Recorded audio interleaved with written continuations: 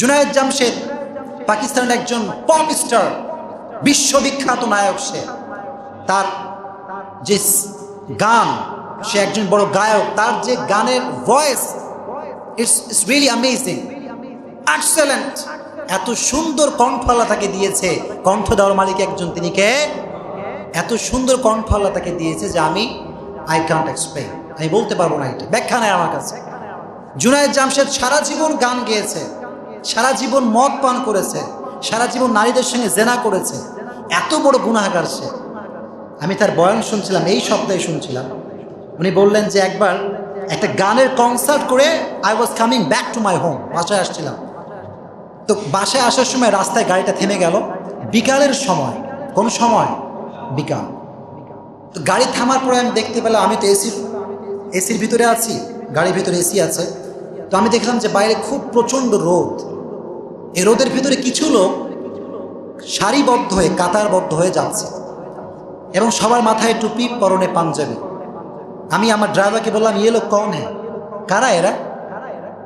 Driver বললেন যে sir, এটা তাবলীগের লোক। কিসের লোক? তাবলীগের লোক। নিজের খায়, নিজের পরে মানুষকে আল্লাহর ঘরে নিয়ে আসে। সুবহানাল্লাহ পড়ে। নিজের খায়, নিজের পরে কার ঘরে নিয়ে আসে? উনি বললেন তাই নাকি? এত রোদ, এসি তো আমার রোদ কোলাচ্ছে না, আর এরা এই গরমের ভিতরে ঘুরে বেড়াচ্ছে। আল্লাহকে গজব মুঝ পর আ যায়গা, আল্লাহ গজব আসবে, যায় দেখা করে আসে, দোয়া নিয়ে আসে। দোয়া নেওয়ার জন্য বের হয়েছে। খুব মনোযোগ দিয়ে শুনবেন, হেদায়েত দেওয়ার কিভাবে আল্লাহ হেদায়েত দেয়। Listen me with full concentration, শুনবেন। এবার সে গাড়ি থেকে বের হয়েছে। বের হওয়ার পরে উনি যে মুরব্বী, মেইন যে মুরব্বী, একজন মুরব্বী থাকে কি থাকে না? মুরব্বীকে দিয়ে সালাম দিচ্ছেন, আসসালামু আলাইকুম। উনি বললেন ওয়ালাইকুম আসসালাম। বলে আমার জন্য দোয়া করবেন, আমি অনেক বড় গুনাহগার। অনেক বড় কি?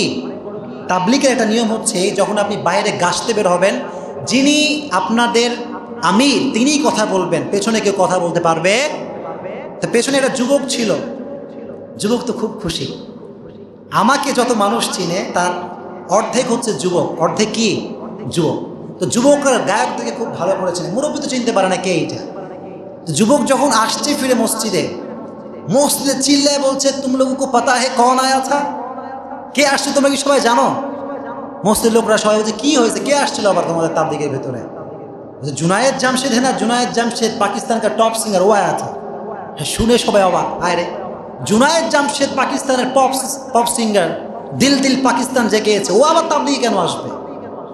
এখন এই জায়গায় একজন লোক বসেছিল, এই লোকটা জুনায়েদ জামশেদের সঙ্গে 16 বছর আগে স্কুলে পড়তো। সুবহানাল্লাহ পড়ে। 16 বছর আগে স্কুলে পড়তো। সে সামনে কাতারে বসেছিল। সে বলল, জুনায়েদ জামশেদ এসেছিল তাবলীগে, তোমাদের সঙ্গে কথা বলতে এসেছিল? হ্যাঁ, আমাদের সঙ্গে কথা বলতে এসেছিল। তখন তার মাথায় কাজ করলো যে আল্লাহ আমারে হেদায়েত দিচ্ছে, আমার বন্ধুর হেদায়েত দেয় নাই। আমি চেষ্টা করতে পারি কি পারি না? পারি কি পারি না? এবার সে ট্রাই করলো যে তার বন্ধুর সঙ্গে কেমন করে কন্ট্যাক্ট করা যায়। অনেক কষ্ট করে তার বন্ধুর নাম্বার সে জোগাড় করেছে। সেলিব্রিটিদেরকে পাওয়া খুব মুশকিল। সেলিব্রিটিকে পাওয়া কি মুশকিল। আমি বুঝি বিষয়গুলো।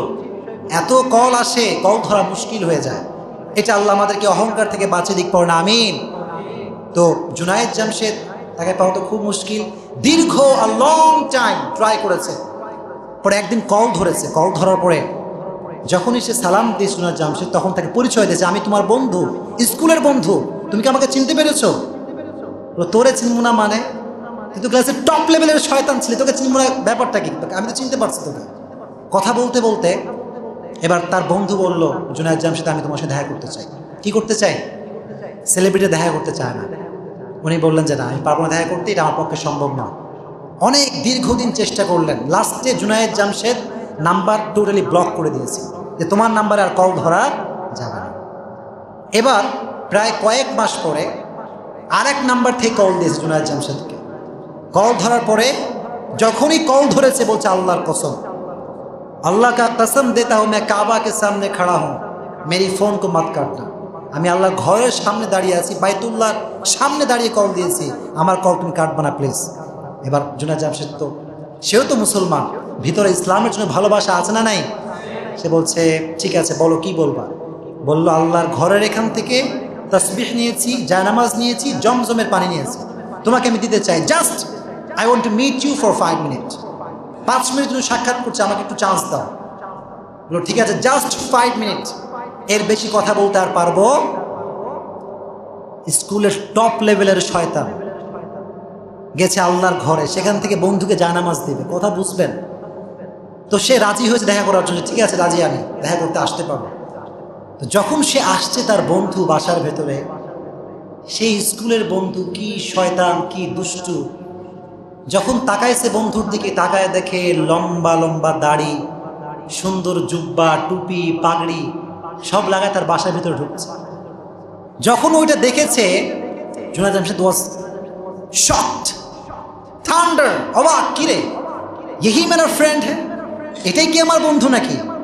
বসিয়েছে, বন্ধু হোয়াট ইজ দ্য সিক্রেট, ব্যাপারটা কি? তোমার মুখে দাড়ি, তোমার মাথায় টুপি, কারণটা ইতিহাস কি আমাকে বলতে হবে? 5 মিনিটের জায়গায় 5 ঘন্টা হয়ে গেছে। জুনায়েদ জামশেদ তাকে ছাড়তে পারে না, বলেন সুবহানাল্লাহ। এবার সে বন্ধু বলল যে বন্ধু, এই সব কিছুর পেছনে স্টোরিটা হচ্ছে তাবলীগ। কাহিনীটা কি? তাবলীগে আমি এই পরিবর্তন আমার ঘটেছে। বলল मैं भी जाना चाहता हूँ, क्या है इस तबलीग में, मुझे भी देखना है, চলো আমাকে নিয়ে চলো। এবার ওকে পাঞ্জাবি পায়জামা পরে নিয়ে গেছে তাবলীগে। তাবলীগের বিশাল বড় জামাত, পাকিস্তানের ভিতরে তাবলীগের খুব প্রচলন, খুব তাবলীগ হয় ওখানে।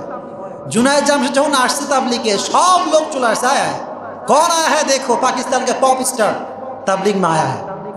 এখন বেচারা এমনি গুনাহগার মানুষ আসছে আল্লাহর মজলিসে, সবাই এসে বলছে তুই यहाँ क्यों आया है, तू यहाँ क्यों आया है, তুমি এখানে কেন, তুমিও থাকবা গান গাওয়ার জায়গায়। ও বলছে ভাই তুম বড়ে মুসলমান হো, मैं क्या नहीं आ सकता, তোমরা খুব ভালো মুসলমান, আমার কোনো ইসলামের মধ্যে ভালোবাসা নাই, আমি কি আসতে পারি না? অনেক লম্বা সময় পার করেছে ওখানে। 3 নম্বর যে দিন, লম্বা স্টোরি শর্টলি বলছি, 3 নম্বর দিনে বয়ান ছিল মাওলানা তারিক জামিলের।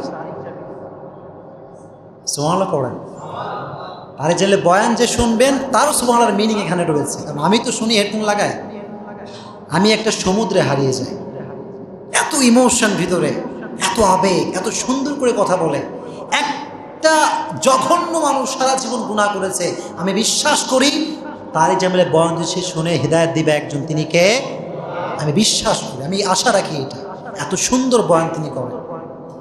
3 দিনের বেলায় যে বয়ান শুনেছে জুনায়েদ জামশেদ, শুনে মাথা ঘুরে গেছে। ইয়ে হুজুর কন হ্যাঁ, ইয়ে কন হ্যাঁ, আমার দেখা করতে হবে আসুন। এখন তার বন্ধু বলছে বন্ধু ইনি তো জানো তো না, আলেম নয়, ইনি সেলিব্রিটি, এনার সঙ্গে দেখা করা খুবই মুশকিল। উনি বললেন কি কও তুমি, আমি পাকিস্তানের টপ সিঙ্গার জুনায়েদ জামশেদ, প্রধানমন্ত্রী থেকে শুরু করে সবার সঙ্গে আমি দেখা করতে পারি, তো এই আলেম কौन सी बड़ी बात है, मैं इनसे मिलना चाहता हूँ, নিয়ে চলো আমাকে।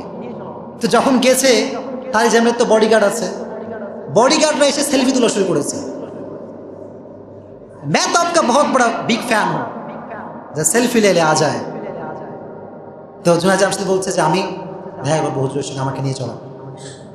এখন সে বলছে যে হুজুর তো খুব টায়ার্ড, বললো হুজুর কাছে যান, গিয়ে বলেন पाकिस्तान का टॉप सिंगर आपके दरबार में आया है, आने की इजाजत देना चाहिए, যে বলেন যান। ওনাকে গিয়ে বলছে, আল্লাহ তাআলার ইচ্ছা কি, আল্লাহু আকবার। তাই জন্য বললেন আমার সমস্ত অসুস্থ বাপ তাকে আমার ঘরে নিয়ে আসো, সুবহানাল্লাহ। জুনায়েদ জামশেদ ঝুঁকে আসসালামু আলাইকুম। তারিক জামিল তো হা করে তাকায় আছে, তাকায় আছে তো আছে, চোখ আর হটে না।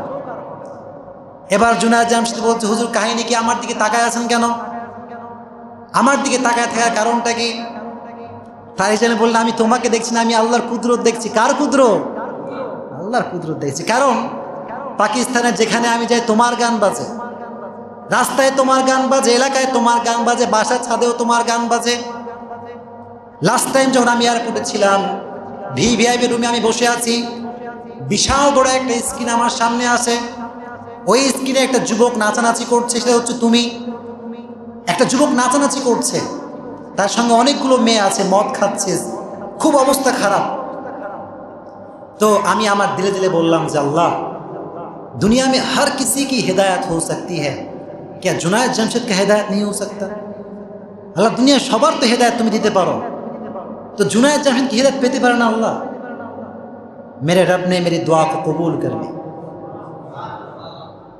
আমার আল্লাহ আমার দোয়া কবুল করে ফেলেছে। আজ আমার রব তোমাকে নাইট ক্লাব থেকে উঠিয়ে নিয়ে এসে আমি তারিক জামিলের চোখের সামনে তোমাকে বসিয়ে দিয়েছে। हिदायत का मालिक कौन? আল্লাহ হেদায়েতের মালিক। এবার জুনায়েদ জামশেদ অনেকক্ষণ কথা বলল, লম্বা সময় কথা বলে বলল, হুজুর একটা প্রশ্ন আছে। প্রশ্নটা হচ্ছে, আমার কাছে সব কিছু আছে, আমার কাছে বাড়ি আছে, টাকা আছে, ধন সম্পদ সব কিছু আমার কাছে আছে, সেলিব্রিটি মানুষ আমি, নারীর অভাব নাই, গাড়ির অভাব নাই, বাড়ির অভাব আমার কাছে নাই, কিন্তু একটা জিনিসের অভাব, আমার হৃদয়ে কোনো শান্তি নাই। হৃদয়ে কোনো কি নাই? I have everything but I don't have peace in my heart. সব আছে হুজুর, মনের ভিতরে শান্তি কোথাও খুঁজে পাই না। এত টাকা, এত পয়সা, কিন্তু মনটা খালি। সবসময় আমি খালি খালি ভাব করি, কি যেন আমার ভিতরে নাই। এই উত্তরটা আমাকে কেউ করতে পারে না। হুজুর, আপনি কি উত্তর দিতে পারবেন? তাহলে যে আমি বললাম, জুনায়েদ জামশেদ শোনো, মানুষের দুইটা অংশ আছে। কয়টা অংশ? একটা হচ্ছে তার শরীরের অংশ, আর একটা হচ্ছে তার আত্মার অংশ। এই শরীরকে তুমি এসি দিয়ে ঠান্ডা করতে পারবা, পোলাও বিরিয়ানি খেয়ে তোমার পেটকে ঠান্ডা করতে পারবা, কারণ এটা পেটেরই খাবার। কিন্তু আত্মার খাবার এটা এসি নয়। আত্মাকে তুমি এসি দিয়ে ঠান্ডা করতে পারবা না। আত্মাকে তুমি বিরিয়ানি পোলাও দিয়ে ঠান্ডা করতে পারবা না। আত্মাকে তুমি নারীদের সঙ্গে খারাপ কাজ করে শান্তি করতে পারবা না। আত্মাকে যদি শান্তি করতে চাও, আল্লাহ বললেন, আলা বিযিকরিল্লাহি তাতমাইন্নুল কুলুব। আত্মাকে শান্তি যদি করতে চাও, টাকা দিয়ে আত্মা শান্তি করা যাবে না, পয়সা দিয়ে টাকা আত্মা শান্তি করা যাবে না, বাড়ি দিয়ে আত্মা শান্তি করা যাবে না। আত্মা শান্তি করতে চাইলে জিকির করতে হবে একজনের, তিনি কে? আলা বিযিকরিল্লাহি তাতমাইন্নুল কুলুব। If you want to gain the peace of your heart, then you have to remember the name of your Lord again and again. শান্তি যদি পেতে চান, মনের শান্তি, জিকির করতে হবে একজনের, তিনি কে? একটা কথা তার লাইফকে চেঞ্জ করে ফেলবে। বললো, হুজুর আমি সব ছেড়ে দিলাম। সুবহানাল্লাহ। গান বাজনা সব ছেড়ে দিলাম আজকে আল্লাহর জন্য। সব ছেড়ে দিয়ে আল্লাহর পথে সে চলে আসলো। যখন সে আল্লাহর পথে আসলো, সব ইনকামের সোর্স হচ্ছে গান। গান যখন নাই ইনকাম, তখন আর সব ইনকাম বন্ধ। অনেক লম্বা স্টোরি। যখন ইনকাম সব বন্ধ হয়ে গেছে, ব্যবসা শুরু করেছে, কাপড়ের ব্যবসা। কিসের ব্যবসা? ওখানেও কোনো লাভ নেই। কি নাই? কোনো লাভ নেই। এবার সে লাস্টে কিছু টাকা ছিল, কিছু টাকা বেঁচে গেছে, এ তার ওয়াইফকে দিয়েছে।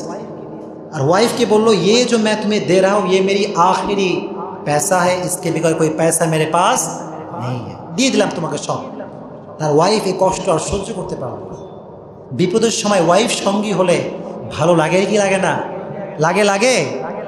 তো উনি দেওয়ার পরে বললেন যে, আমার কাছে আর কিচ্ছু নাই। এবার তার ওয়াইফ বলল যে, আমার যত সম্পদ, আমার যত সোনা সব তোমাকে দিয়ে দিলাম। দিয়ে দিলাম এর জন্য তুমি ব্যবসা শুরু করো। কি শুরু করো? ব্যবসা।